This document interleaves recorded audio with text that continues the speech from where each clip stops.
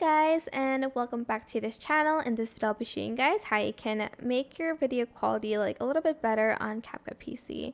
So you are going to export the video here, and here to change the quality of the video you're just going to select resolution and you're going to select 4K. Make sure you've also selected the higher bitrate as well, and I have efficient compression.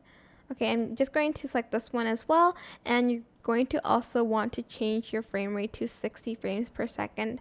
And once you're done, you're just going to select export, and hopefully the video will be a high quality video. That's where you can basically change your video from like a 180p resolution to a 4K resolution. Hope this helps.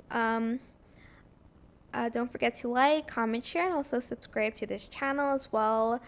If you have any questions, just leave it in the comment section down below, and I will try my best to answer them all. And if you found this video helpful, please click the thanks button above the description box down below. Thank you so much for watching this video, and hopefully your video quality will be better. Thank you so much for watching. Bye!